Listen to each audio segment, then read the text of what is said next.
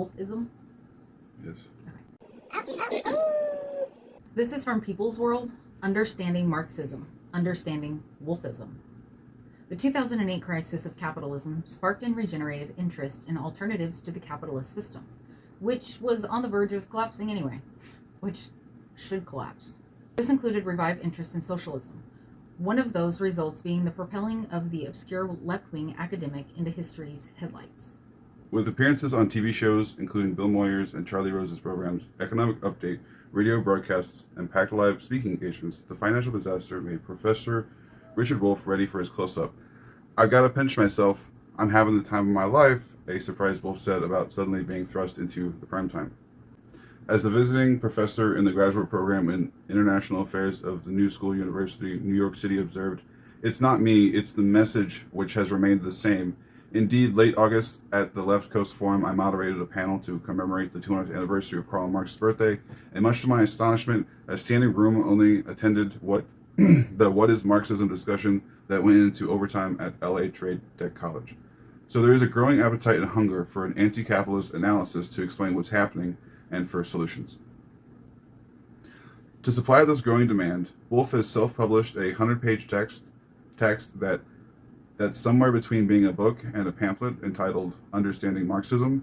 Like his personal appearances in the media and his lectures, this new text makes a valuable contribution to critiquing capitalism and enlightening readers with the socialist alternative. As Wolff has said, if you want to understand an economy, not only from the point of view of people who love it, but also from the point of view of people who are critical and think we can do better, then you need to study Marxian economics as part of any serious attempt to understand what's going on. Not to do it is to exclude yourself from the critical tradition. Of course, socialism and Marxism are multifaceted, complicated concepts and theories, and there are many different interpretations of what socialist thinkers like Marx believed. In the 1980s, the California-based Campaign for Economic Democracy estimated that there were scores of leftist tendencies and organizations offering a variety of conceptions as to what socialism was. Shortly before his death, I asked CED co-founder Tom Hayden exactly how many variants of socialist he thought there was. And former Chicago 7 defendant literally could remember if it was 60-something or 80-something, but the adherents of socialism include social democrats, democratic socialists, Leninists, Stalinists, Trotskyists, Maoists, anarchists, and of course, Marxists of various strains. A lot of in there. We always talk about how the left is always so critical of one another. This is why. Yeah. There shouldn't be 60 to 80 something different. There should be one socialism, and there should be like communist, yes or no. Yes. That's what you should be. That's maybe I'm just too simple-minded. Maybe we should just make it simple so we stop we stop focusing all of our time tearing each other down and more time trying to actually do what we're saying we want to do. Are you saying you wish we had more leftist solidarity? I'm saying that I wish that we acted like it was 2024 and that we are intelligent and not a bunch of fucking apes. And on the precipice of destruction? Yeah, on the precipice of generational genocide? Climate change? Civil war? Forcing people to have babies and stuff like that. That's, over time that's going to... Project 2025 is literally here.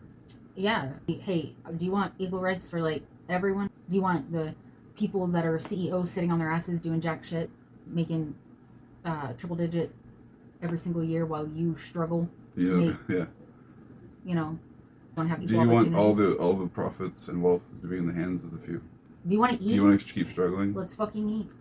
Do you want to help each other? Let's fucking eat. Understanding Marxism provides the socialist gospel according to Wolff. He states that Marx was formerly trained in philosophy and began his work life as a professor of philosophy. However, Wolff contends that Marx quickly became an economist, just as Wolff, who earned his BA from Harvard, a master's in economics from Stanford, and a PhD in economics from Yale, also is. So it's not surprising that in his slim volume, Wolff focuses on an economic aspect of Marxism, which he argues is the fulfillment of the democracy promised but unfulfilled by the bourgeoisie revolutions in countries like the U.S. in 1776 and France in 1789. Yeah, we came here to get away from the rule of a king. We turned around and we allow work to be our tyranny. We want democracy in the workplace. Oh. By the way, had showers today, so like it's not like we're like on here like complaining and not contributing to society. We like actually do contribute to society, like have jobs and stuff like that. We just Also see that there's people that deserve to have a right to live and deserve to have a right to have a job and deserve to have a right to not be concerned about where their next meal comes from, if they can feed their kids, if they need to feed their kids or feed themselves. That's not right. It's just, I don't care if I feel like the next generation up above us, how they're all like, well, I did this, so I deserve this, and until you go through this, you don't deserve that. No, I don't give a fuck what you've been through. I don't care who you are. I don't care if you've never gotten a job before in your life and you literally are lazy. You still deserve a place to sleep. You still deserve food to eat. You still deserve water, a bath, a toilet. You deserve to be able to live your fucking life. I don't care who you are. I'm going to force you to have health care. Unless you're a Nazi. I said, yeah, you can still pay. Nazis can still pay for that $10,000 ambulance ride. Yeah. The heart of Wolff's argument centers on what Marx called surplus labor, which is what employers appropriate above their pay for wages. After further deducting raw materials, machinery, and the like used in the production process, what's left is the employer's profit. Wolff maintains that the fact that productive workers are not compensated for the full amount and worth of their labor constitutes exploitation. At the risk of sounding like a reductionist, the professor's interpretation of Marxism is based on the notion that the expropriators of the fruit of the labor created by the masses is accumulated by a tiny percentage of the population, what we call the 1%, which controls what happens with that surplus labor. It is this relationship of production, Wolff insists, that has thwarted the democratic promises of the American, French, and other bourgeoisie revolutions. You've said that word like 3 times. I just want to. What? Really Bourgeoisie? Yeah. Am I saying it wrong? No, I think you're saying it right, but I just wanted to let you know. I don't know if it's. Oh, I think more. It's coming too. Okay. It's getting what you're saying is everything. You're about to say you're going to get. Flagged for. Yep. Yeah. Congratulations, we're now going to be Russian bots. You know why? Because we think that capitalism is bullshit. It is this what? We want to eat. Yeah, did you hear my stomach? Yes. Oh my god. Yeah, that's what I said. Right. It is this relationship of production, Wolff insists, that has thwarted the democratic promises of the American, French, and other bourgeoisie revolutions. This system of minority rule over ownership, with surplus labor serving mainly to enrich the capitalist class at the expense of the working class, is also the cause of the staggering inequality that afflicts the world now, epitomized by the fact that the Disney CEO earns 1,400 times the salary of a typical employee of the company. We can do better than capitalism. And we're not just like the youth that's complaining because like, oh, we have it so hard. Let's just point out that it doesn't matter that 2 adults with children in our generation now do not own homes, do not have multi-cars. The generation before us have already owned several homes and sold a home and moved to a new home and owned several different cars throughout the time with only one parent working and one staying home with the children. That's fucking unheard of now. We can't do that now. We're too busy trying to live with our parents because we can't even afford rent. Try buying a house making less than $250,000 a year now. It's unheard of. And then you also have to save so much to even put a down payment. It's ridiculous. That's not even. For Wolff, socialism is the fulfillment of the dream of democracy, by making the producers not only the creators but the masters of their surplus labor. How is it created? What is created? How is the surplus distributed? What are the products exchanged for? This would be done in a democratic way, with the workers voting on these concerns, as democracy is extended way beyond voting for politicians and even ballot initiatives, to the factory floor, to the office, etc. Could you Workplace just imagine, democracy. Could you imagine for just one second having that much say and control in your own life? Could you imagine that? Like, I can't even fathom it. What kind of pride you could have? I can't imagine a workplace giving any kind of care about what I think and or feel about my compensation or anything else. They don't. Most of us are even too afraid to ask for a pay raise that we would accurately deserve because of the way things are done. Like, I couldn't even imagine. Like, that's insane. That's insanity to me. I couldn't imagine having that much power in my own life. Like, that's no. I don't get to make those. You master your own destiny. I can't even control my own body. So what does it matter? That's not funny. It's the truth, though. Yeah. I'm not allowed to have a say in my own body. So Getting there. yeah, I feel like all my rights are being taken away. as an American. Fucking pissed. As previously noted, just as right-wing Opus Dei and left-wing liberation theory both spring from Christianity, Marxism is very complex and subject to extremely different interpretations. For instance, as an economist, Wolff concentrates on Marx's economics, especially as developed by the older Marx in books such as 1867's Das Kapital, but those of a more philosophical bent could instead stress the younger Marx's theories on alienation as expressed in works like 1844's economic and philosophical manuscripts as socialist humanists like Erich Fromm did. So Marxists of different stripes may disagree with the take issue with some of the hypothesis on Wolff, whose version of Marxism could be called Wolff-ism. In his lectures and here, Professor Wolff focuses on the democratization of the workplace.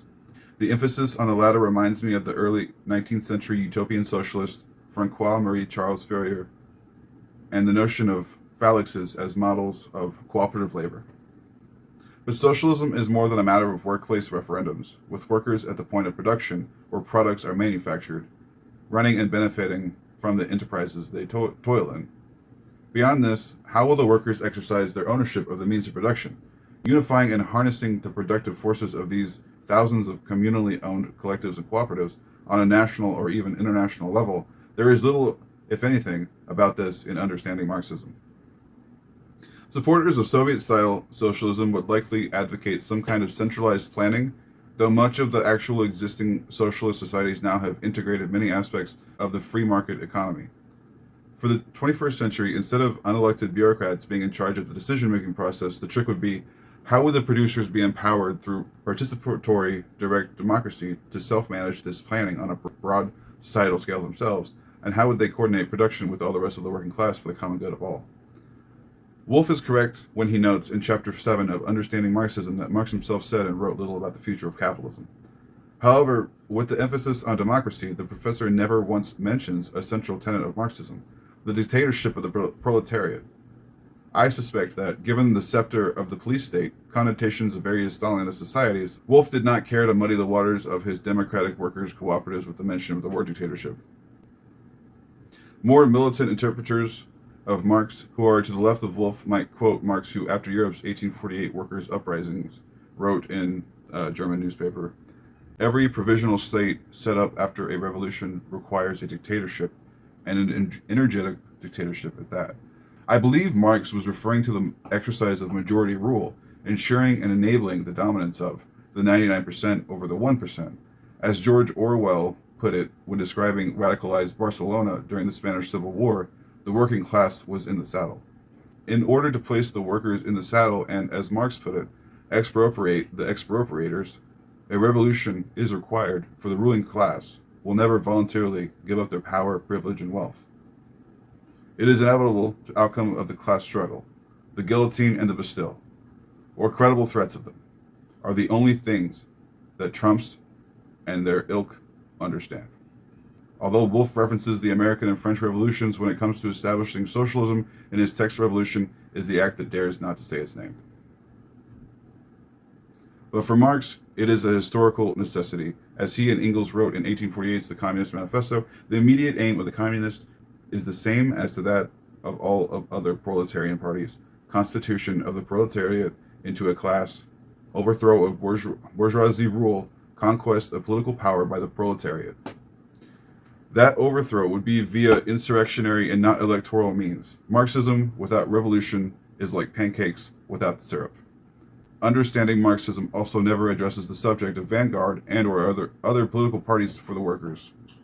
Nevertheless, while Marxists of different persuasions may find the booklet to be limited in scope, it makes an important addition to our public discourse about the really pressing issues of the day. Understanding Marxism is a proletarian primer to help the masses comprehend some of the basics of a complicated worldview, as Wolff identifies some of the capitalist system's essential contradictions. In addition to most of the Communist Manifesto, other works that concisely, cogently illuminate Marxism's ABCs include Engels' 1880 Socialism, Utopian and Scientific, and while this may surprise some, Stalin's 1938 pamphlet, Dialectical and Historical Materialism, is an easy read to work, elucidating the building blocks of Marxist methodology. Like his predecessors, Professor Richard Wolff puts his finger on elements of Marxist theories that are relevant for understanding and, more importantly, changing the contemporary world. We are the first generation whose kids were worse off than the previous. We are the first generation that wants more kids but can't afford it. We're fucking pissed. We want what's ours and we're not afraid to fucking take it.